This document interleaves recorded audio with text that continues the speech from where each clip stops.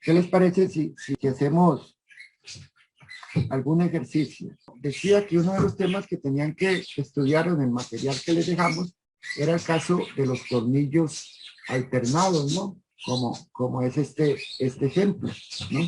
Entonces, habíamos dicho, o se estudiaron que en el caso de los tornillos alternados, digamos, ¿ok? Entonces, usábamos una regla empírica, en realidad, para calcular el área neta.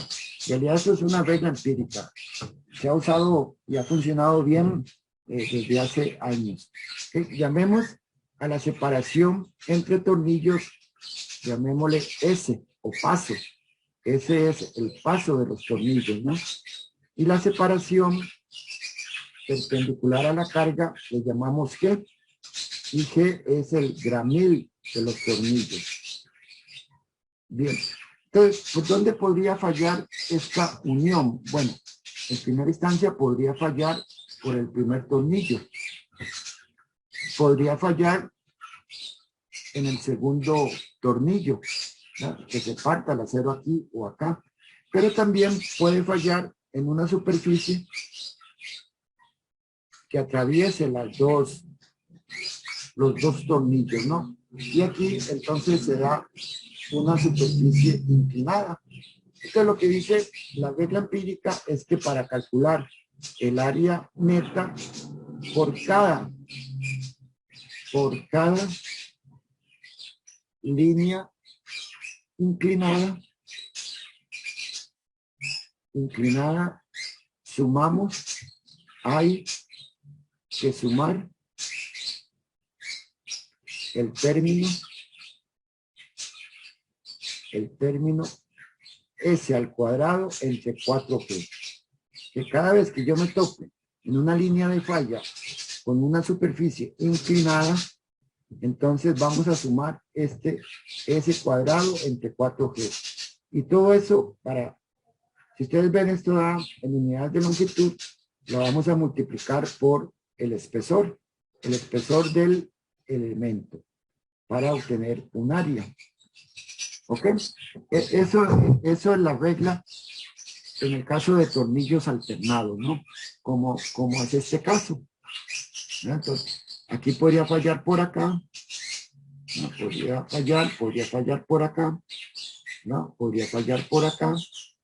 Entonces, lo que tenemos que hacer es verificar cuál es la línea de falla más crítica o donde el área neta sea menor. Entonces, eso es lo que tendríamos que aplicar. En el caso de un angular con tornillos en las dos alas, se usa otro truco. En el documento no está, ¿ya? Pero tenemos esta sección acá que tiene, déjenme verla, 1, 2, 3, 1, 2. Y aquí en el otro ala también tiene tornillos. Ok.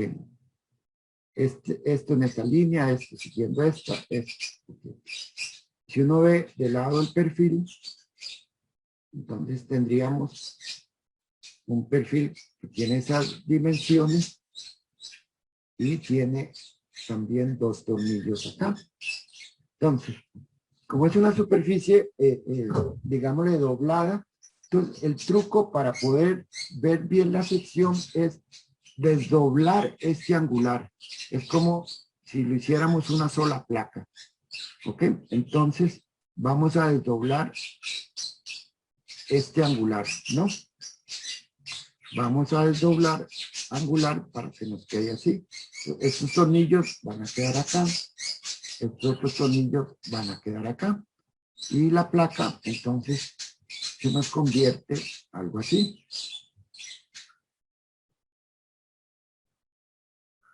Entonces, desdoblamos, pongámoslo así, desdoblar el perfil, ¿no? Ese es el truco. Y entonces aquí tendríamos tornillos por acá. Y tornillos por acá. Entonces, ¿cuál es esta distancia que hay acá? Sería, si el perfil era 8 de acá, 8 pulgadas, y de acá a acá tendríamos 6 pulgadas, y media pulgada. Cuando nosotros desdoblemos esto, entonces el peralte o la sección plana nos queda de 8 más 6, menos hay que quitarle el espesor. ¿Ok? 8 y 6, 14 y medio sería 13.5 pulgadas. ¿Ok? Esa sería el ancho del perfil. ¿Ok? No sé si habíamos puesto las dimensiones en la figura, ahí aparecen. ¿Ok? Entonces, el truco es desdoblar la sección, en este caso, y cuando calculemos el ancho, entonces quitarle un espesor. Entonces, ahora, el área bruta sería, de ese angular sería 13.5 por el espesor media pulgada. Y esta área da 6.75 pulgadas al cuadrado. ¿Ok? O lo pueden tomar de la aplicación, el área de un angular 8 por 6. Si eso es así, estas distancias nos quedan de 2,5 por acá. Esta otra distancia me queda de 4,75 y es lo mismo, es esta distancia. Eso sería, vean que teníamos 2,5 pulgadas más la otra distancia que sería, sería esta distancia 3 pulgadas más las 2,25 de pulgada. Y cuando lo desdoblo, entonces quito medio espesor. Aquí es 1/4.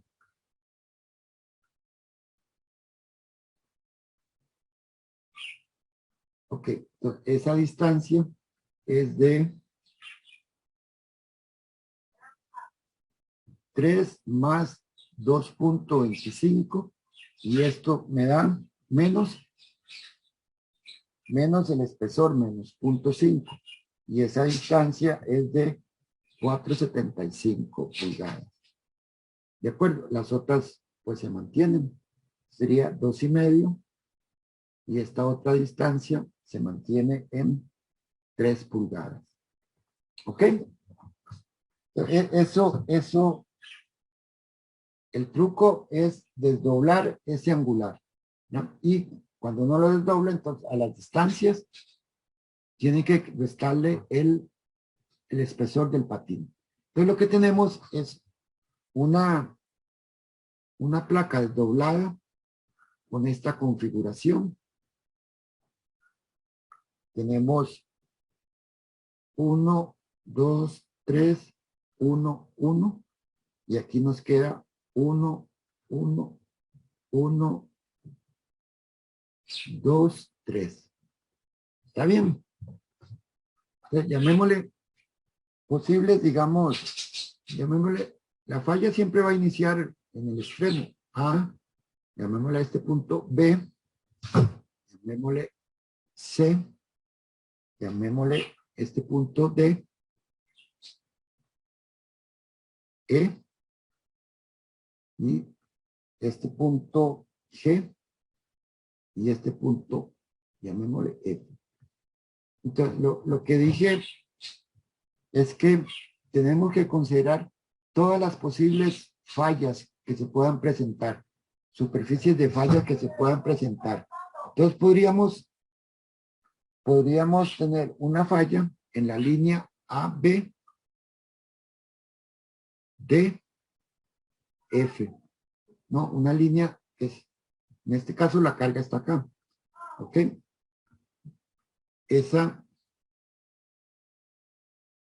Entonces, digamos, línea A, B, D, F. Entonces, el área bruta ya la calculé. El área neta sería lo siguiente. También se acostumbra, valga la aclaración, a calcular un ancho neto. El ancho de esa superficie. Y ese ancho neto, entonces, sería igual. Dijimos que eso medía 13.5. Entonces sería los 13.5 menos los huecos, ¿no? En este caso hay 1, 2 huecos. 2 huecos por, no sé si lo dije, pero los tornillos que estoy usando son de 7/8 de pulgada. Entonces, el área de los huecos es 7/8 más 1/8. Este octavo es aumentar según por especificación. Al diámetro del tornillo tenemos que aumentar 1/8 para calcular el área neta. Y esto nos da, si ustedes operan, esto da 11.5 pulgadas. Entonces, el área neta en esta línea sería los 11.5 pulgadas por el espesor, media pulgada. Y esto nos da 5.75 pulgadas cuadradas. Hay que ver qué otra superficie se puede fallar. Por ejemplo, podría fallar en una superficie que sea AB. Pongámosle acá, AB, después que pase a C, ¿no? De C pase a E y de E pase a G. ¿Ok? Puede fallar por acá. ¿Ok? Entonces tendríamos la línea, una línea de falla que es línea A, B, C, E y G. Y de nuevo voy a calcular un ancho neto. Sería el ancho neto de todo el perfil, 13.5, menos 3 huecos. Estamos atravesando 3 huecos por el diámetro del tornillo más 1/8. Más, ahora sí se usa, por cada superficie inclinada, sumamos el término S cuadrado entre 4G. Esta distancia de acá es de 1.5. En el esquema estaba. ¿No ven? 1.5. Los tornillos están a 1,5 pulgadas separados. Pues para el caso de esta línea sería S cuadrado, S es 1.5 cuadrado más, dividido entre 4 veces por 2.5, que es la distancia entre tornillos. Y este ancho me da, entonces, 10.725. Por lo tanto, el área neta sería 10.725 por media pulgada. Y esto es 5.36 pulgadas cuadradas. ¿Y qué otra posible falla podríamos tener? Bueno, podríamos tener una falla que sea amarilla, que sea la línea A, digamos por acá, A, B, C, D, E, y que muera acá. Sería como un zigzag o como una sierra por acá.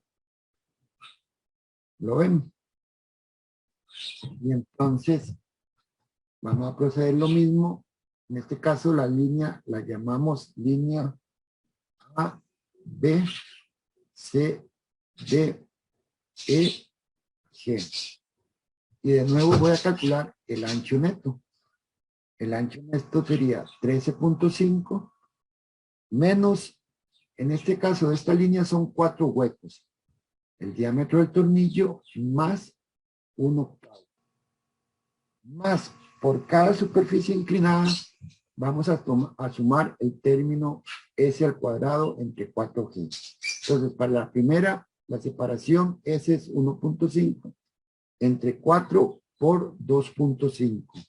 Esto es, digamos, esta primera línea, ¿no? Damos 1 acá, 2 y pongámosle a esta 3.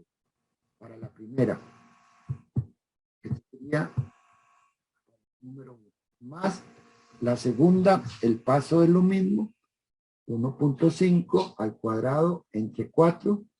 Ahora lo que cambia es el gramil y ya lo había mostrado, es 4.75.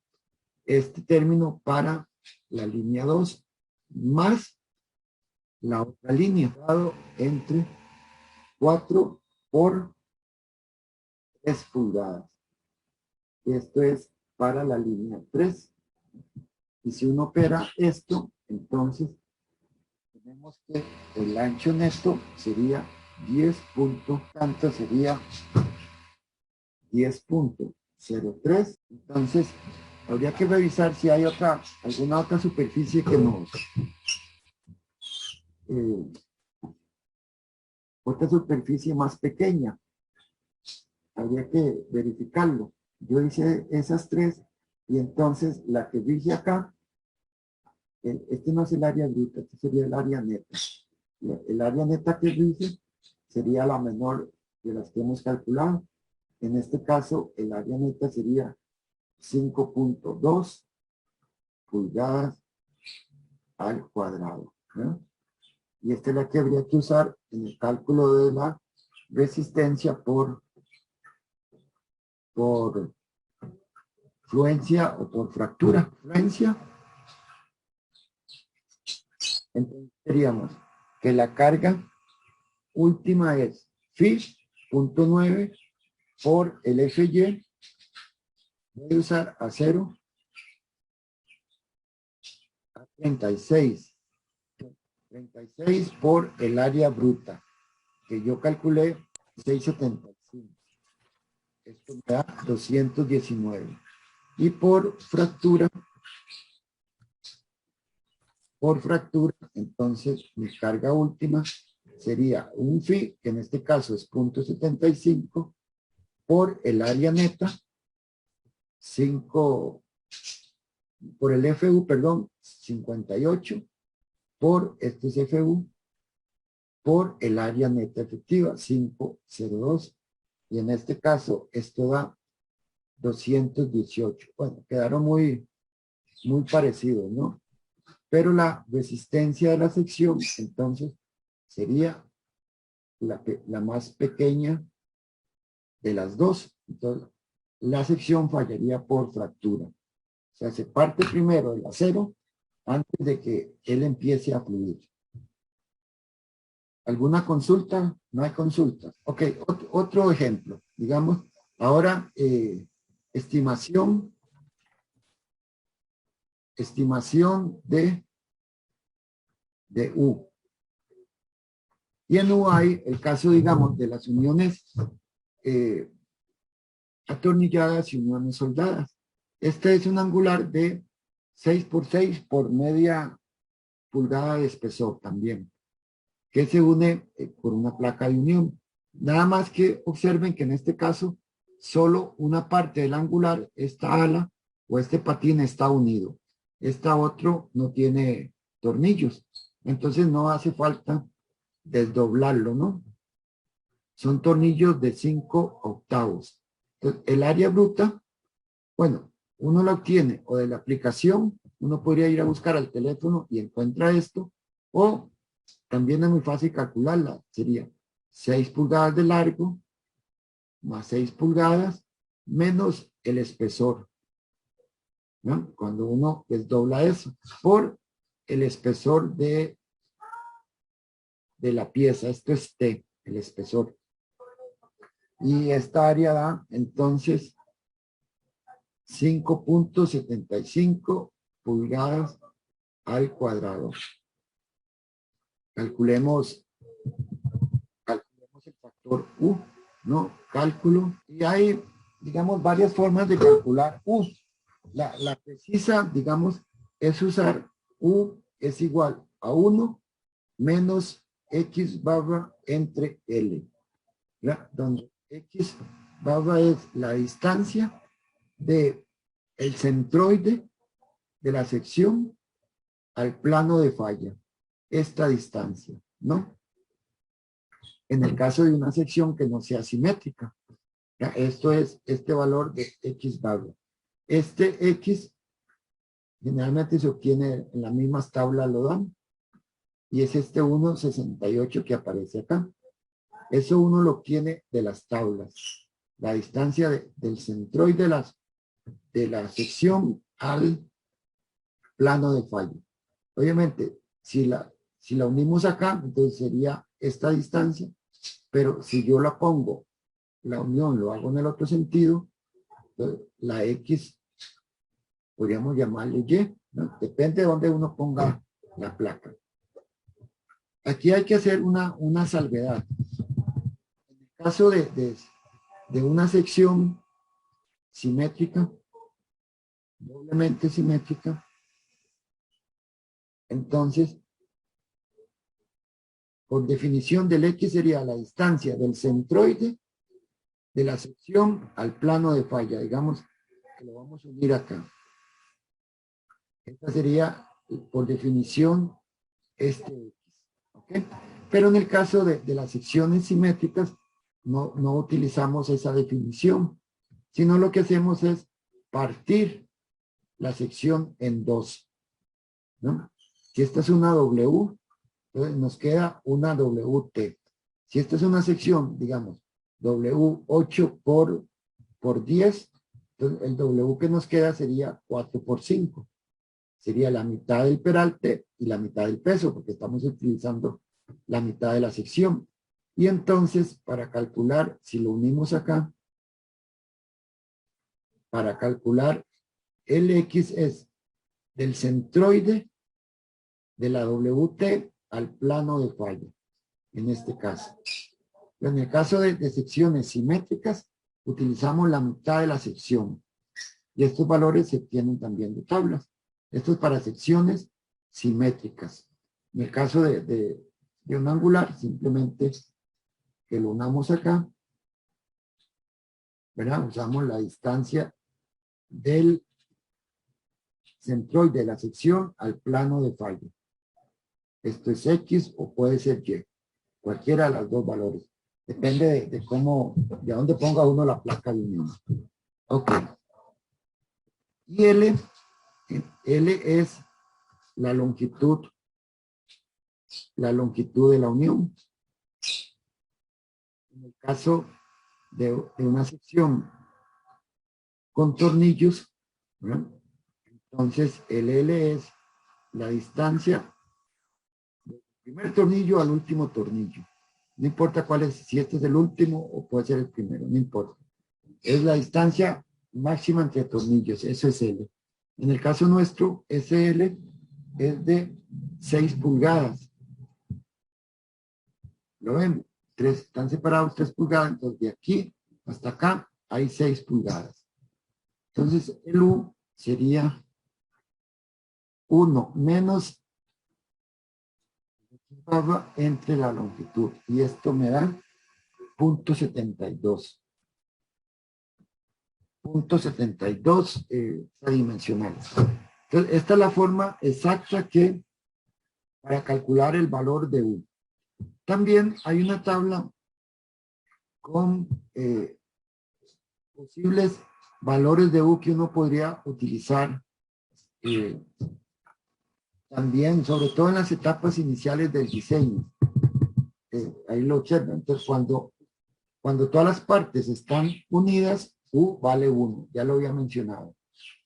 La forma precisa de calcular U es por esa fórmula, 1 menos X entre L. Es lo que acabamos de calcular.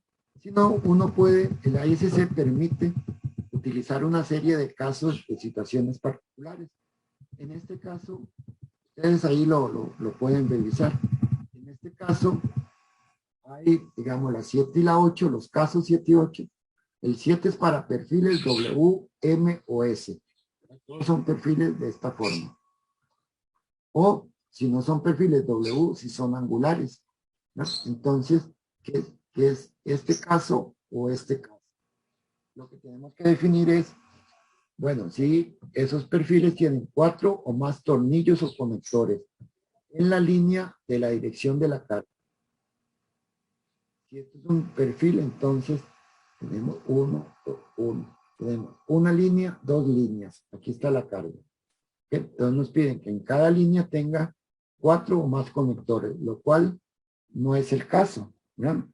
Entonces, según el caso 8, podríamos utilizar el valor de .60. Es un angular simple con 2 o 3 conectores por línea en la dirección de la carga.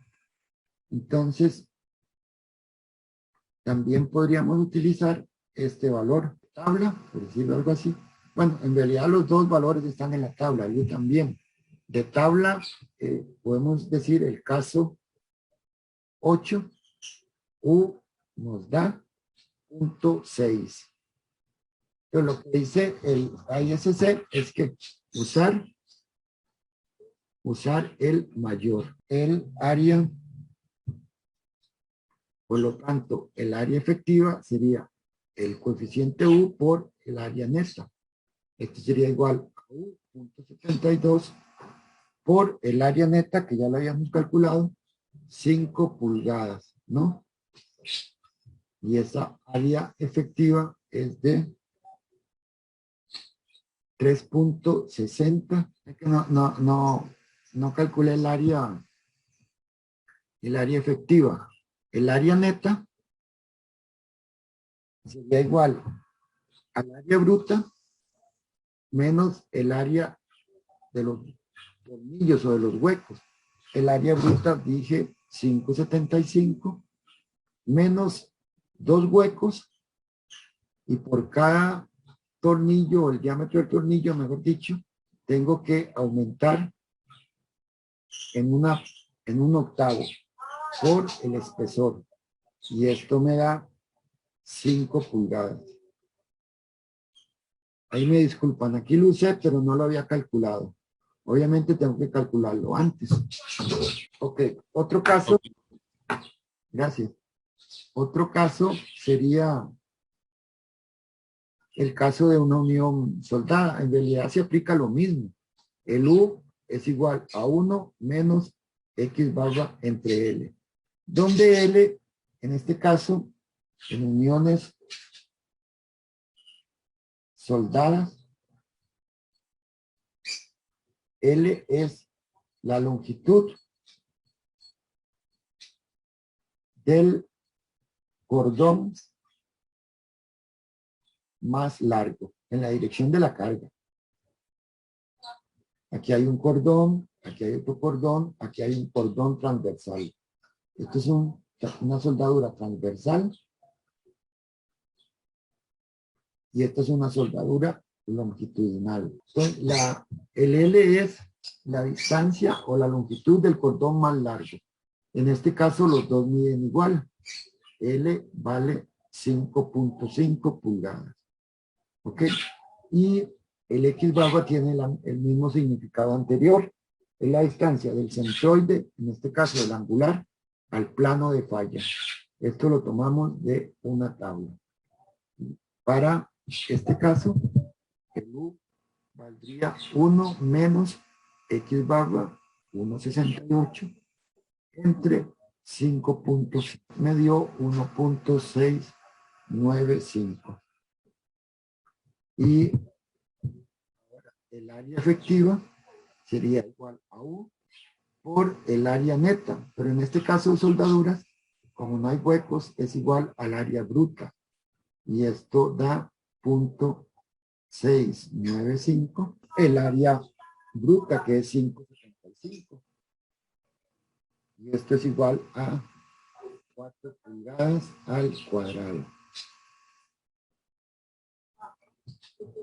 Entonces, ese sería el área que tenemos que utilizar para calcular la resistencia en en tensión de este perfil. ¿Alguna duda? No. Profe, ¿puede volver a poner la pizarra un toquecito, por favor? Sí, señor. Perdón, la quité muy rápido. Tranquilo. Sí, ahí está.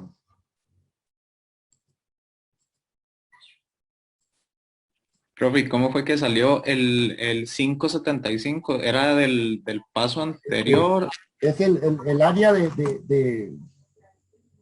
perfil. Entonces, o usted va a las tablas, al teléfono y lo tiene ahí. Si no, este es un perfil 6x6. Entonces, el área bruta sería, sume la longitud, ¿no? Sume esta longitud, que es 6. Sume esta longitud, que es 6. ¿no? 6 más 6. Pero quítele el espesor del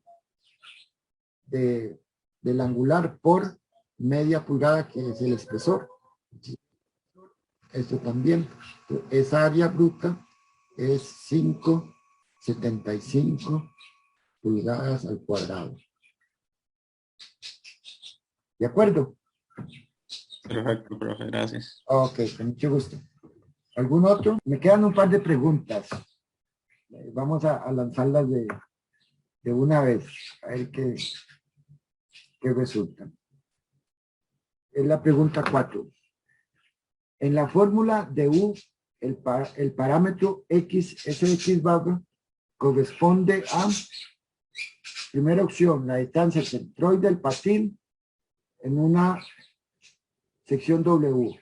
La distancia del centroide de la sección al plano de falla de la unión. La distancia del centroide. Dicen el 2 de ustedes, es la distancia del centroide al patín en una sección W. La distancia del centroide de la sección al plano de falla. Y la distancia del centroide, una persona. Bueno, en este caso, ya lo traté de explicarlo en el ejemplo anterior. En general, es la distancia del centroide de la sección al plano de falla, es correcto. El 16 de ustedes lo anotaron de manera correcta. Hay que tener cuidado cuando la sección es un W, que en este caso la partimos. Entonces nos quedaría una sección T o WT.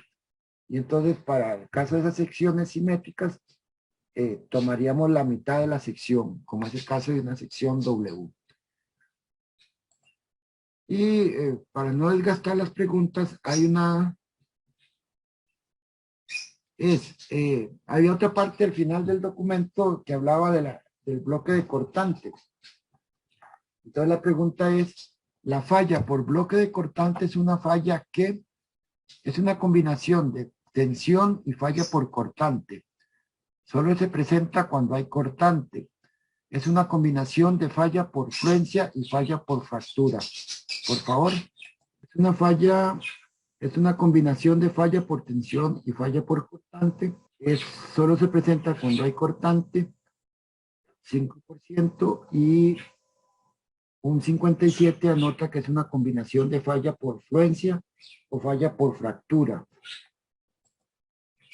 Trato de explicar un poco la falla de cortante.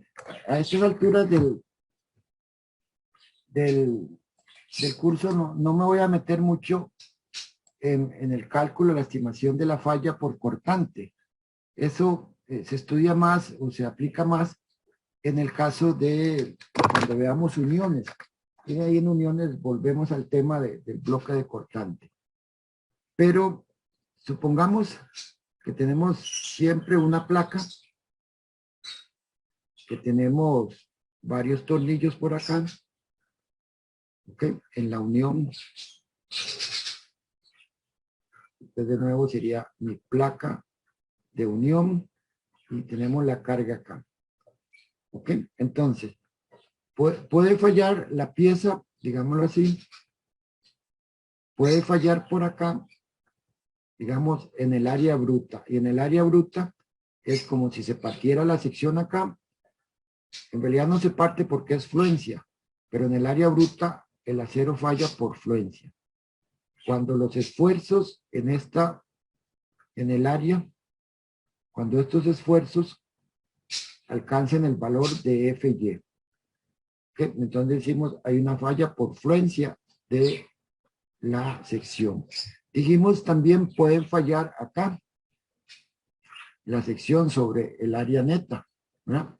Y en el área neta, lo que nos queda sería una sección, algo así, que sencillamente ahí se parte, ¿no? Nos queda 1, 2, 1, 2. O sea, se parte el acero. Entonces los esfuerzos acá,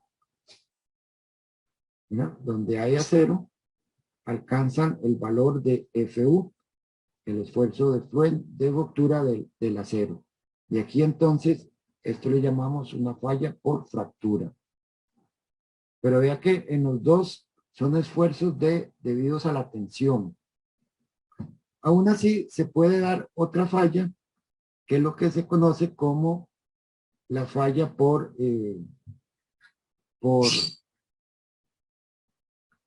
del bloque de cortante.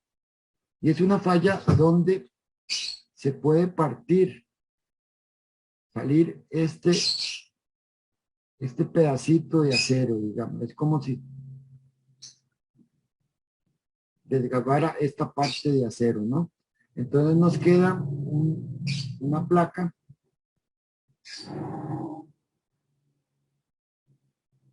que tiene, digamos, bloque, llamémoslo así, bloque de cortante. Es como si esta placa se saliera, entonces nos queda 1, 2, 3, medio acá, 1, 2, 3. Esta sería esta placa central. Esto que le llamamos bloque de cortante. Entonces, para que esta placa se corte acá, entonces aquí debe haber un esfuerzo de tensión. Y para que este acero se corte en esta superficie, debe haber una fuerza acá que lo corte, acá y acá, en los dos lados. ¿Ok? Y observen que el esfuerzo de tensión es un esfuerzo perpendicular al área, un ángulo de 90 grados. Este es un esfuerzo paralelo a la superficie de corte. Entonces, este será un esfuerzo de cortante. Un esfuerzo tau, que se acuerdan de sus sólidos. Entonces, la falla del bloque de cortante es una combinación de un esfuerzo de tensión y un esfuerzo acortante. ¿Ven? Esta tensión puede ser fractura, puede ser fluencia. Este cortante también puede ser fluencia y puede ser fractura. Entonces, el bloque de cortante se estudia según esta combinación. Puede ser fluencia, es falla por tensión en fluencia contra una falla de cortante fractura, o fractura en tensión y fluencia en cortante. Hay varias posibilidades, varias combinaciones, pero lo que es importante es que la falla del bloque de cortantes es una combinación entre esfuerzos de tensión y esfuerzos de cortante. Tau. ¿Ya? Eso es. Entonces la opción correcta en la pregunta era, creo que la última, el último caso. ¿Está claro? Bien. Para continuar entonces con la lección, pasaríamos a la presentación del ejercicio que prepararon Kenny y Andrés Rodríguez. ¿Están listos? Listo, profe. Perfecto. Entonces, esto el grupo lo va a calificar. Vamos a calificar de 0 a 5. Entonces, tengo otra votación para que el grupo vote y esa nota es la que le vamos a poner al grupo, ¿no? Bueno, Andrés y Kenny, muchas gracias por la participación. Adelante. Bueno, buenas tardes. Bueno, esta presentación se trata del el ejercicio 1 que dejó el profesor la semana antepasada. Fue a cargo de Andrés Rodríguez y mi persona, Kenny Murillo. Siguiente. El problema decía diseñar los elementos en tensión de la armadura que se muestra acá abajo. Usar un acero A36 y considerar un factor de reducción de 0.85, una carga muerta de 27 toneladas y una carga viva de 22 toneladas. Siguiente, ok. Para la resolución del ejercicio, primero se pasa las convenciones de carga. En este caso, podríamos trabajar con la 1 y la 2, que eran como las más relevantes para las cargas que teníamos. La combinación de carga que nos dio más alta fue la número 2 con 67.6 toneladas. Bueno, ya conociendo esos datos, pues pasamos a ingresarlo a la aplicación que tenemos en software, donde ingresamos cada uno de los elementos con las mismas dimensiones, las combinaciones de cargas aplicadas, bueno, la combinación de cargas que elegimos aplicada en estos dos puntos y los apoyos según como venían en el enunciado. Después de revisar el reporte, vemos que la tensión más crítica se da en el elemento F6 con 21 toneladas aproximadamente. Luego procedemos a pasar esto de kilogramo fuerza a KIPS para hacer uso de las ecuaciones. Analizamos el estado límite por fluencia primero, donde tenemos la premisa de que phi-Pn debe ser mayor o igual a Pu. Y como Pn es igual a Fy por Ag, así podemos despejar y ver que Ag debe ser mayor o igual a Pu entre phi por Fy. Nuestro phi en este caso, por ser de estado límite de fluencia de 0.9, con la carga que tenemos y el Fy para una celda 36, obtenemos que el área debe ser mayor o igual a 1,43 pulgadas cuadradas. Luego procedemos con el cálculo del estado límite por fractura, donde tenemos la misma premisa, solo que en este caso PU va a ser igual a FU por AE. Sabemos que AE es igual a AN por U. Para efectos de este ejercicio estamos asumiendo que las uniones van a ser por soldadura. En ese caso AN es igual a AG. Con esta información podemos despejar y darnos cuenta que AN, en este caso que es igual a AG, debe ser mayor o igual a 1,26 pulgadas cuadradas. Vemos que el área mayor está para el estado por límite de fluencia, entonces es el que vamos a considerar. Una vez sabiendo esto, pues buscamos un perfil con estas características, el cual cumple, es el L3 por 5 por 2 por 5/16, que tiene un área de 1,46 pulgadas cuadradas, superando por poco al área que tenemos requerida. Ya conociendo esto, podemos proceder a realizar la relación de esbeltez, donde calculamos el valor de R como raíz de I entre A. Luego calculamos L. Y bueno, L lo tenemos como 4,8, que es el elemento más largo, precisamente el elemento donde tenemos la mayor tensión. Entonces vemos que la relación es de 198,75, lo cual está dentro de lo permitido, que me parece que es 300, si mal no recuerdo. Sí. Y con eso podemos ver que cumple. Perfecto.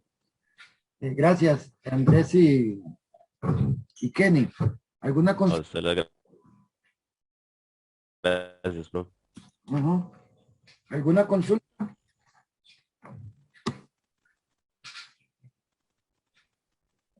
¿Del resto de los muchachos? Ok, yo tengo un par de cositas. No es que esté malo, de hecho, está bien.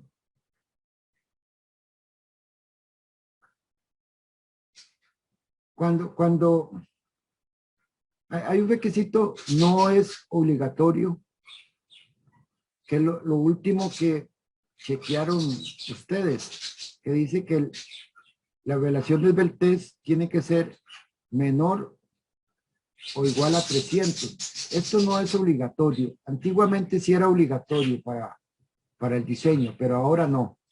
Entonces, el ingeniero sabrá si lo usa o no lo usa. mi recomendación es que tratemos de usarlo. Ahora, en un angular,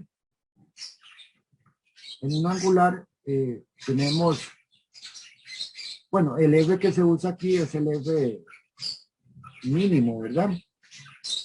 El menor valor de F, para que nos dé la relación de vértices más grande. En un angular tenemos un radio de giro respecto a este eje XX, radio de giro en X, un radio de giro respecto al, el centroide está acá, respecto al eje YY. En general tenemos rayos de giro en los ejes principales, pero en un angular hay otro eje principal, que es un eje inclinado, el ZZ, ¿verdad? También tenemos en los angulares un rayo de giro Z. Y este generalmente, FZ, es menor generalmente que FX y FY. Entonces, cuando calculan esta relación desde el test, en angulares para angulares, usen mejor el radio FZ y chequean este requisito. Ellos usaron el menor de, bueno, era igual el angular, tenía el mismo radio de giro, pero como recomendación, llamémoslo así, usen el radio de giro en Z. ¿De acuerdo? No quiere decir que el ejercicio esté malo, porque no, porque este requisito no es obligatorio, ¿no? Pero el radio de giro sí deben usar el mínimo. En el caso de angulares, es el radio en Z, en este eje inclinado. Los angulares también tienden a girar alrededor del eje Z. Ok, el ejercicio está bien, insisto. Ahora, hay dos cosas. Ellos pusieron por acá, digamos, dos angulares, creo que 2 por 3, por 5, no sé qué, ya no recuerdo, digamos 16, otro angular, 3 por 3, por, no me acuerdo, y habrían otros que también pueden cumplir, digamos 4 por 3, por el espesor ahí. En el caso del acero, ellos, el criterio fue el de menor área, y eso está bien. Dentro de todas estas posibilidades, Andrés, Kenny y el resto, en acero se acostumbra a, bueno, el que cumpla con el área, ¿verdad? Hay que cumplir, pongámoslo así, hay que cumplir con el área que se requiere, con el área bruta requerida, ¿no? Pero dentro de todas las posibilidades, hay un montón que van a tener un área mayor a la que están calculando. Entonces, dentro de todas esas posibilidades, el ejercicio que tenemos que hacer es el angular o el perfil, el más liviano. El más liviano. El perfil de todos los que cumplen con esta área requerida, usen o busquen el perfil más liviano. En el caso de ellos, yo no sé cuál es el más liviano. Habría que ir a la tabla, ¿no? Pero, entonces, hay que buscar el más liviano. ¿Por qué? Porque el acero se vende por peso, ¿no? Se lo venden por peso, entonces mientras más liviano, menos colones va a pagar uno, ¿verdad? Entonces, es otro criterio para, o un criterio para escoger, digamos, entre todas las posibilidades de perfiles, cuál escoger, ¿de acuerdo? Y después, aquí sí les pregunto, ustedes tienen esta armadura, ¿ok? Esta armadura con sus cargas ahí, recuerdo que era cercana a 67, eso está bien, más elementos por acá, el sistema de apoyos que tengan, ¿ok? Es de observar que ustedes tienen aquí una carga de 67 y en estos elementos, generalmente los que están más, una distancia menor, digamos en este nudo A, en el nudo A tenemos la reacción, ¿no? Las reacciones, bueno, en este caso esta vale 0, y la fuerza aquí, digamos, la fuerza 1, la fuerza 2. Ellos tenían que diseñar solo el elemento en tensión, esta.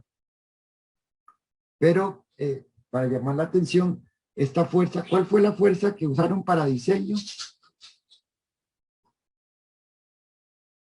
No recuerdo, Andrés o Kenny. Ya digo, profe. Sí, Y sí, utilizamos 46,41 pips.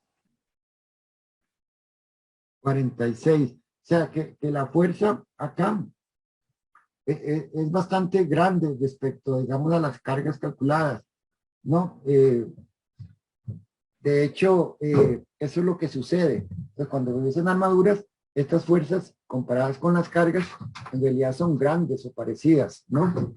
Eso como una comprobación, como una curiosidad de las cerchas, y van a ir disminuyendo conforme el peralte de la armadura va aumentando. Ok, entonces, ellos diseñaron esto y dijeron, bueno, usamos un angular 3 por 2. No me acuerdo si era ese. Pero hay otro, este elemento también está en tensión. Este otro también está en tensión. Y posiblemente este otro está en tensión. ¿No? Tensión, tensión y tensión. Ustedes diseñaron este. Pero ¿qué pasa, Andrés y Kenny, con el resto de los elementos? ¿Qué podríamos hacer con el resto de los elementos? Profe, según entendimos, estamos diseñando para el más crítico, entonces los demás deberían aguantar teniendo cargas menores al que estamos utilizando para el cálculo. Sí, es correcto. Ellos cogieron, de hecho calcularon todas las fuerzas y escogieron el más grande. Eso está bien, porque seguramente si cogen este otro, les va a dar un angular diferente, ¿verdad? Con un área diferente, etcétera. Entonces, ese criterio está bien, uniformizar la armadura. Sin embargo, digamos, podríamos uno pensar, hago esta cuerda superior toda igual, ¿verdad? Pero los elementos inclinados y los verticales, generalmente sí hay una diferencia grande entre las fuerzas de la cuerda inferior y estos otros elementos. De tal modo que uno podría decir, bueno, hago mi cuerda inferior de un solo angular, todos iguales, muy parecido a mi cuerda superior, que está en compresión en este caso, pongo el mismo angular o otro y uniformizo, digamos, la parte, las cuerdas inferior y superior.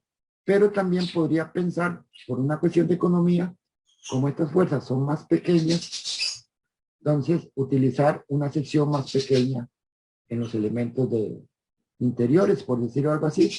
Ese otro criterio también se usa y es muy válido, ¿verdad? Para el diseño de sus armaduras. Ahora, este ejercicio es el mismo, esto mismo que Andrés y Kenny resolvieron, es lo mismo que ustedes van a resolver con su arco, ¿no? El arco suyo es una armadura también, ¿no? Entonces, van a tener que resolverla de igual manera a como Andrés y Kenny lo resolvieron, ¿no? Solo que es una armadura que tiene su cuerda inferior es curva, ¿verdad? Pero va a ser lo mismo, ¿verdad? ¿Ok? Solo que en el caso del puente, entonces yo les dije, bueno, tienen una carga aquí distribuida, ¿verdad?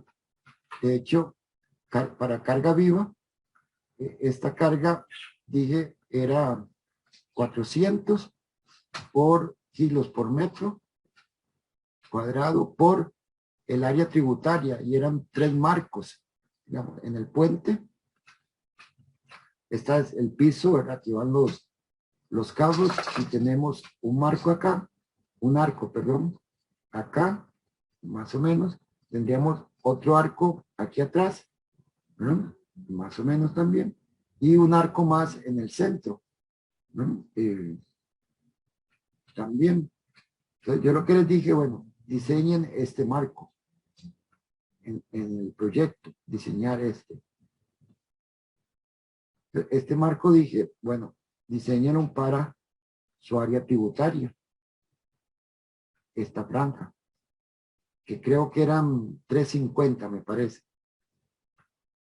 Entonces la carga viva sobre ese arco sería 400 kilos por metro cuadrado por 350. ¿Ok? Y esto, bueno, ahora hay un número ahí. 4 por 3 es mayor, pongámoslo así, a 1200. ¿Ok? Ahí ustedes calculan bien. Esa es la carga que van a utilizar para este marco y solo ese marco. ¿De acuerdo? Aquí sí valdría la pena utilizar el criterio anterior de hacer afuera la cuerda inferior diferente a los elementos interiores, ¿verdad? Hacer alguna modificación para efectos de economía. ¿Okay? Y esta carga uniforme tendrán que convertirla a cargas en los nudos de la armadura. ¿No? Una carga acá, cargas, y para las columnas la pasan como carga puntual. Ahí les dejo para que la piensen, ¿no? Ahí ustedes le ponen los apoyos que tengan que ponerle. ¿Hay alguna pregunta más? Ok, entonces vamos a proceder a votar el ejercicio de Kenny y de Andrés. Es una rúbrica muy sencilla. Nada más vamos a valorar con 5 opciones. Muy buena, buena, suficiente, irregular y mala. La primera tiene 5 puntos, 4, 3, 2 y 1 punto si es mala, mala, para que no se queden con 0. Yo lo que les pido, nada más, ahora lo vamos a hacer así con el criterio, que tomen en cuenta la presentación, la calidad de la presentación. Ok, si la presentación fue bonita o no, si los colores de ellos les agradaron o no. Tomen en cuenta si el ejercicio está bien resuelto, si los números están bien hechos y si lo que iban exponiendo ellos estaba claro para ustedes, ¿verdad? Si hablaron con claridad, si los pusieron con cierta seguridad lo que estaban haciendo.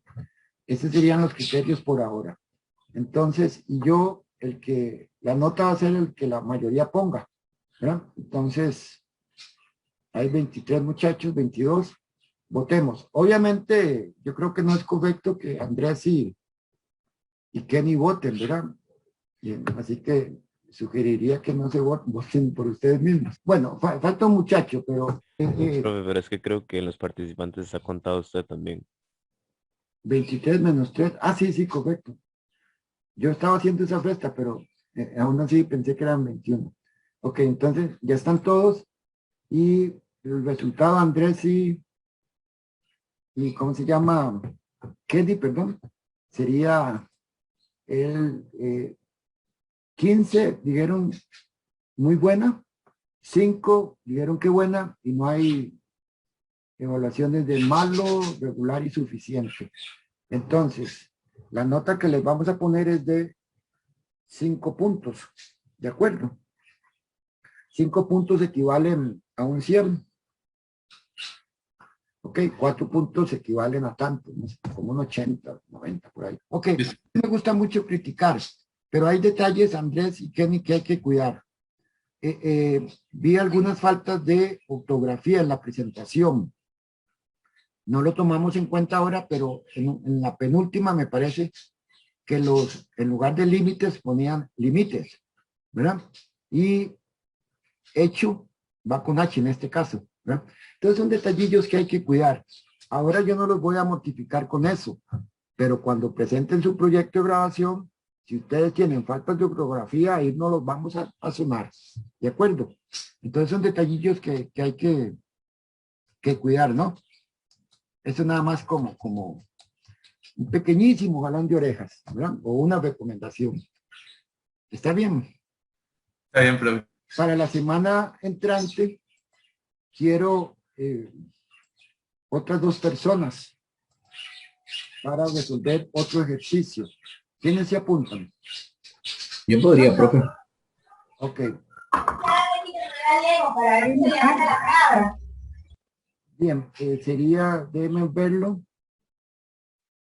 Ok. Es sobre el mismo tema de tensión.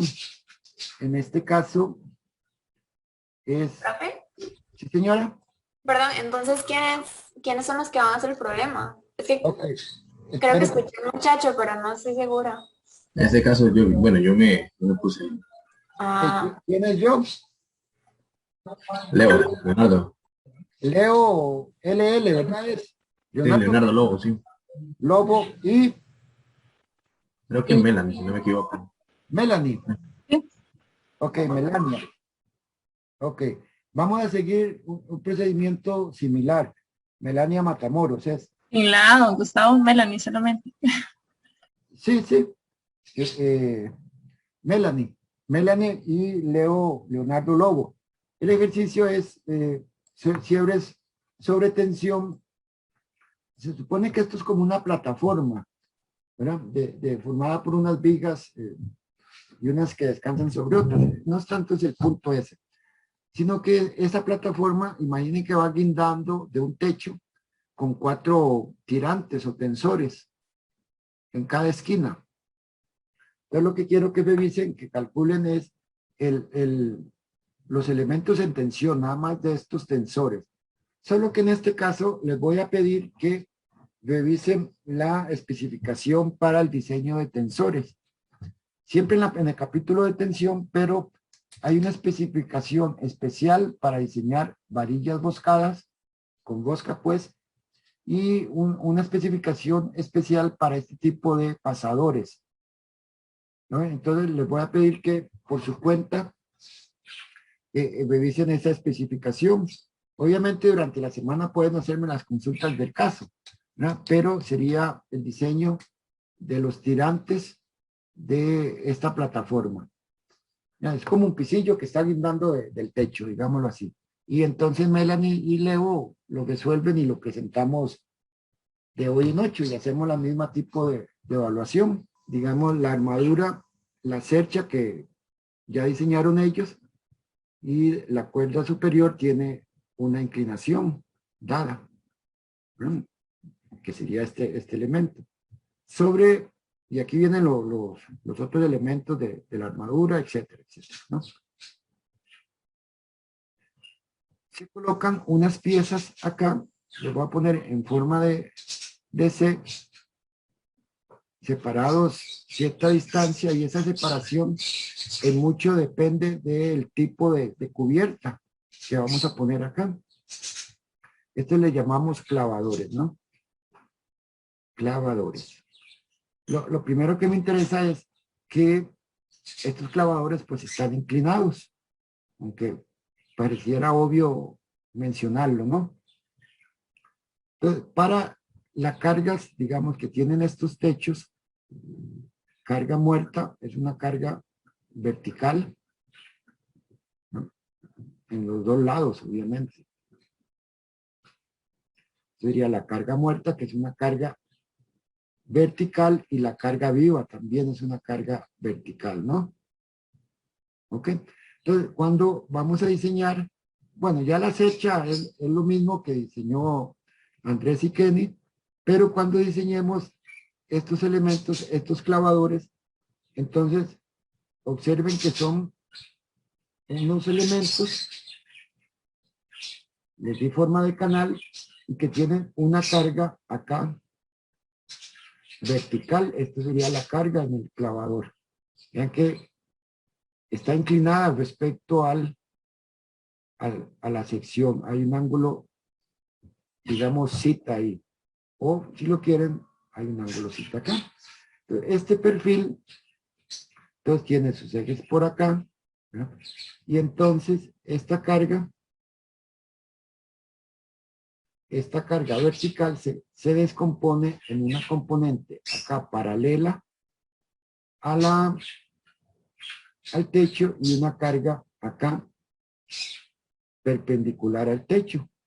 Estos serían los componentes de la carga vertical, ¿no? Entonces, finalmente, entonces yo tengo mi pieza acá, ¿no? Que tiene una fuerza paralela al techo, aquí está el techo, y una fuerza que es perpendicular, y la carga que uno calcula es vertical. Entonces, es una pieza que funciona en flexión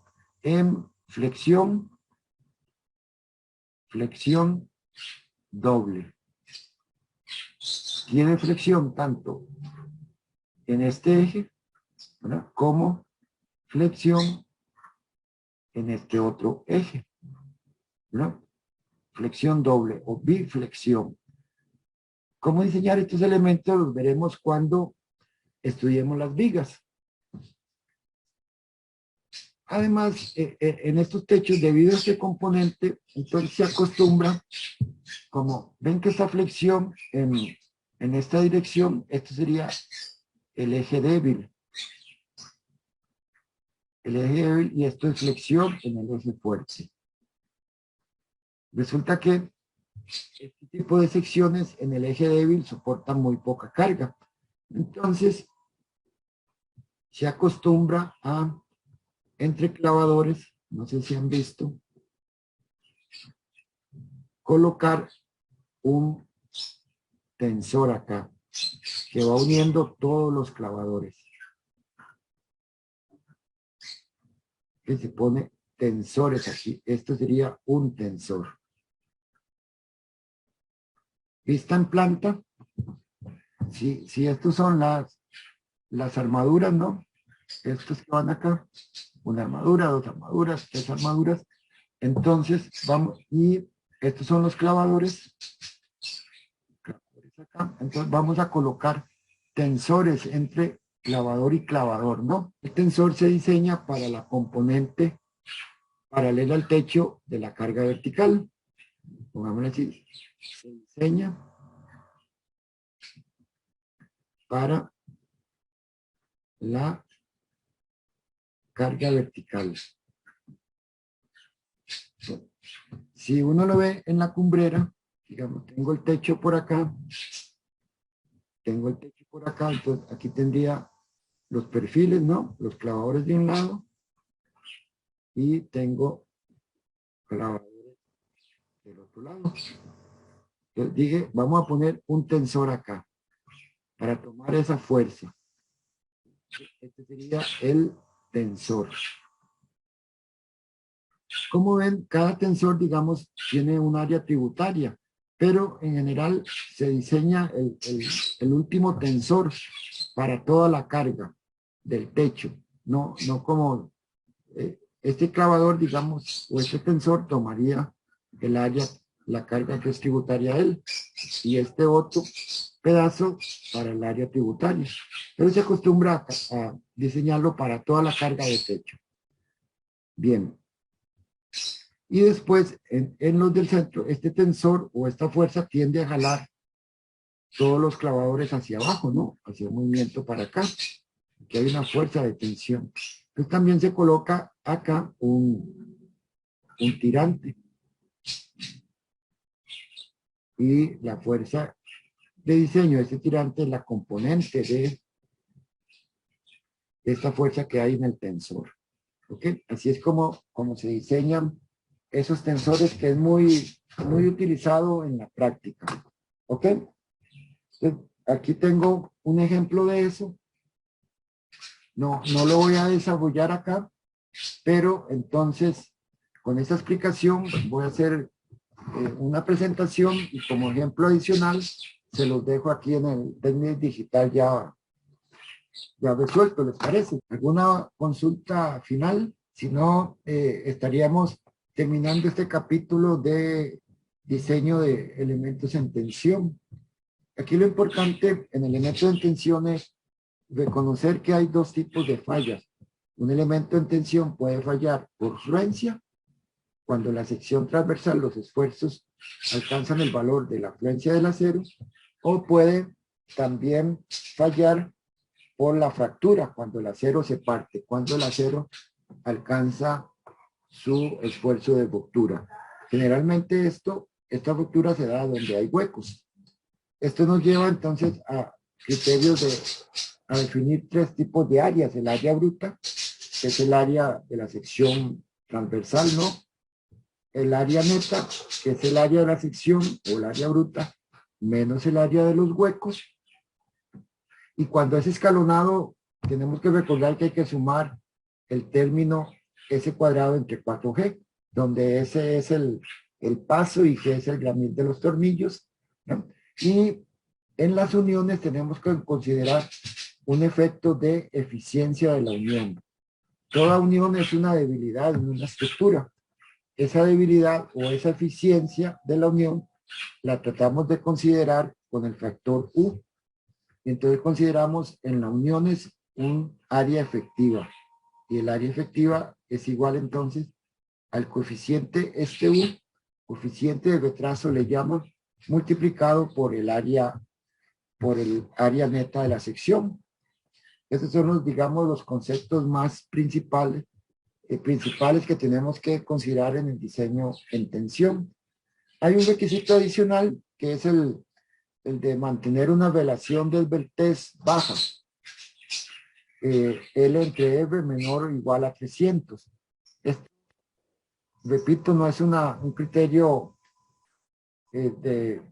obligatorio, pero para mí es muy conveniente que tratemos de cumplir en nuestros diseños de elementos en tensión. Básicamente con eso, entonces ya sabemos diseñar elementos en tensión. En la próxima lección vamos a continuar viendo el segundo capítulo del curso, que sería elementos en compresión. Vamos a tomar, terminaríamos esta lección del día de hoy. Les agradezco mucho la atención. Por ahí va a haber una tarea, un par de ejercicios que les dejemos con el asistente de diseño en tensión, ya para que lo resuelvan. Todavía no la he colocado, pero ahí la ponemos para que lo resuelvan y yo les doy un tiempo suficiente para que la hagan. Está bien, les agradezco mucho de nuevo y que pasen un buen fin de semana. Hasta luego. Igual, profe. Gracias, profe. igual. Muchas gracias. Hasta luego, profe. Hasta luego. Listo, profe.